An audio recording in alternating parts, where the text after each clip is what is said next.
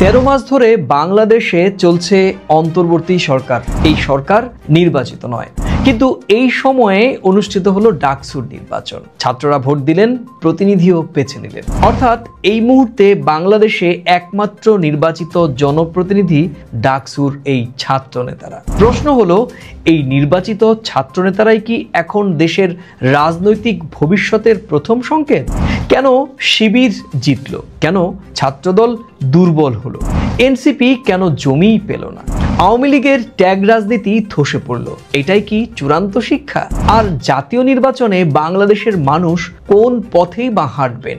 আজ আমরা সেই উত্তর খোঁজার চেষ্টা করব। প্রিয় দর্শক, আপনারা দেখছেন প্রথম কলকাতা। প্রথম কলকাতায় আপনাদের সঙ্গে আমি সুব্রত আচার্য। চলুন তাহলে বিশ্লেষণ শুরু করা যাক। প্রথমেই আসবো ডাকসুর এই নির্বাচন কেন এটা বিশেষ।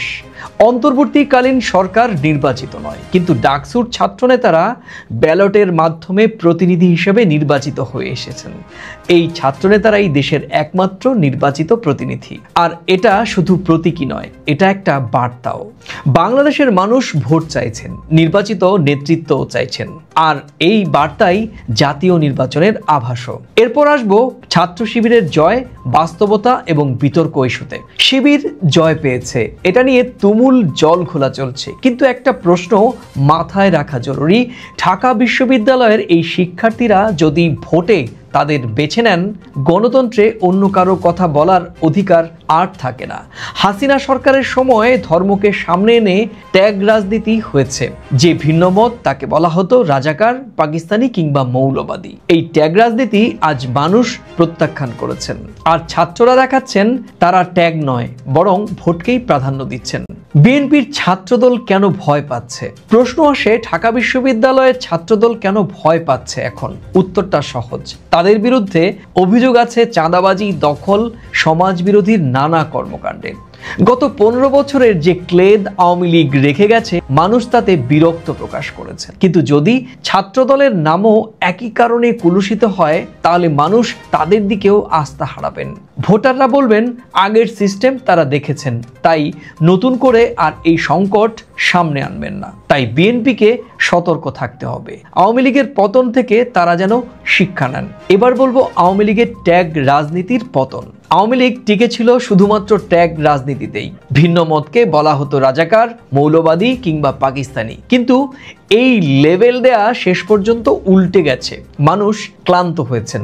গুম, দমন, দুর্নীতি, ভয় সব মিলে দেশ ফেটে পড়েছে। ফল কি হলো? হাসিনাকে পালাতে হলো, আওয়ামী লীগ নিষিদ্ধ হলো। আজ ট্যাগের রাজনীতি বাংলাদেশের সবচেয়ে বড় রাজনৈতিক শিক্ষা হয়ে দাঁড়িয়েছে। বিএনপির জন্য এটি একটি বড় শিক্ষার সুযোগ। ডাকসুর ভোট বিএনপির চোখে আঙুল দিয়ে দেখিয়েছে যে কোথায় কোথায় তাদের মাটি আলগা। যদি তারা ভেবে থাকে আওয়ামী লীগ চলে গেছে তাই পথ ফাঁকা, তবে সেটা একেবারেই ভুল ধারণা। জনগণ এখন অন্য মাত্রায় চিন্তা করছেন।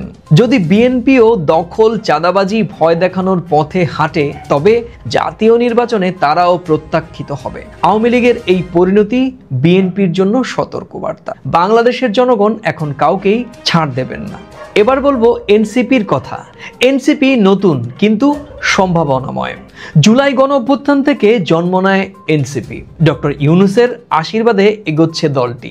ডাকসুর ভোটে বোঝা গেল এখনো শক্ত সংগঠন নয় মোটেও। ছাত্রদল বা শিবিরের মতো ক্যাডার বেজ নেই তাদের, কিন্তু যুব সমাজের একটা বড় অংশ তাদের সঙ্গে রয়েছে। তাই জাতীয় নির্বাচনে এনসিপিও ফ্যাক্টর হয়ে উঠতে পারে। সময় তাদের হাতে রয়েছে, মাটির শক্তিও তাদের গড়তে হবে। বাংলাদেশে জাতীয় নির্বাচনের আভাস। ডাকসুর ফল আসলে বড় একটা ইঙ্গিত। জনগণ চান ভোট, তারা চান প্রতিনিধি বেছে নেওয়ার অধিকার। আওয়ামী লীগকে তারা শাস্তি দিয়েছে, বিএনপিকে তারা পর্যবেক্ষণ করছে, এনসিপিকে তারা সুযোগ দিচ্ছে, শিবিরকেও তারা গ্রহণ করেছে, কারণ সেটা এসেছে ব্যালটের মাধ্যমে। বার্তা পরিষ্কার, ট্যাগ নয় ভোট চাই, ভয় নয় আস্থা চাই। এটা বলেই আজকের বিশ্লেষণ শেষ করব যে আজ বাংলাদেশে একটাই সত্যি, ব্যালট ছাড়া আর নেতৃত্ব নয়। অন্তর্বর্তীকালীন সরকার নির্বাচিত নয়, তাই ডাকসুর ছাত্রনেতারাই এখন একমাত্র নির্বাচিত প্রতিনিধি। আওয়ামী লীগের ত্যাগের রাজনীতি ভেঙে পড়েছে। বিএনপি যদি একই পথে হাঁটে তারাও টিকবে না। এনসিপি এখনো অপরিণত, কিন্তু সম্ভাবনা রয়েছে। আর ছাত্র সমাজ তারা প্রমাণ করেছে ভোট দিলে নেতৃত্ব উঠে আসে। আগামী জাতীয় নির্বাচনেই বোঝা যাবে এই ছাত্র শক্তি, এই নতুন ধারার রাজনীতি বাংলাদেশকে আসলে কোন পথে নিয়ে যাবে। প্রিয় দর্শক, এই বিশ্লেষণের কোন অংশের সঙ্গে আপনি সহমত কিংবা কোন অংশের সঙ্গে আপনি ভিন্নমত সেটি লিখে জানাতে ভুলবেন না। আর ভিডিওটি ভালো লাগলে অবশ্যই নিজেদের মাঝে শেয়ার করবেন। আর এই ধরনের ভিডিও পেতে হলে অবশ্যই চ্যানেলটি সাবস্ক্রাইব করবেন। তাহলে আজ এ পর্যন্তই, আবার দেখা হবে প্রাসঙ্গিক কোনো বিষয় নিয়ে। ততক্ষণ ভালো থাকুন, সুস্থ থাকুন, নিরাপদে থাকুন। নমস্কার।